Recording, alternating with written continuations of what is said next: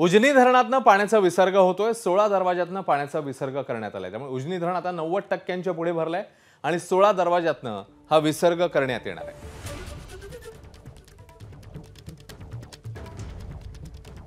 त्यामुळे ठिकठिकाणी आता पाऊस बरसायला राज्यामध्ये पुन्हा एकदा सुरुवात झालेली आहे आणि त्या पार्श्वभूमीवर उजनी धरणामधनं 90% पुढे धरण भरल्यानं 16 दरवाजातनं पाण्याचा हा विसर्ग बघायला मिळतोय।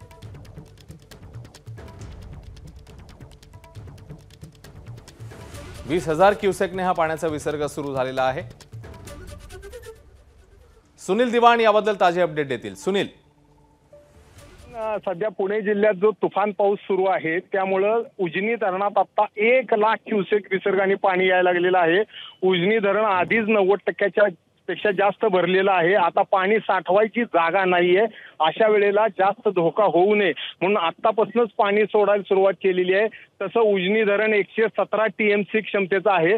मात्र ह्याच्यात 10% अजून 123 टीएमसी पर्यंत पाणी साठवता येतं। मात्र ज्या पद्धतीचा वरनं पाणी येत आहे हे पाणी अडवणं आणि साठवणं शक्य नसल्यामुळे आता 20,000 क्युसेकनी पाणी सोडायला सुरुवात केलेली आहे।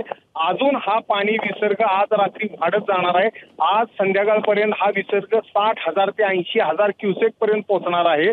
त्याच वेळेला वीर धरणातून सुद्धा 62,000 क्युसेक्सनी पाणी नीरा नदीत सोडलेलं आहे। त्यामुळे हे भीमेचा आणि नीरेचा संगम नीरा नरसिंगपूर पशी होतो आणि ही सगळं एकत्रित पाणी पंढरपूरकडे येणार आहे।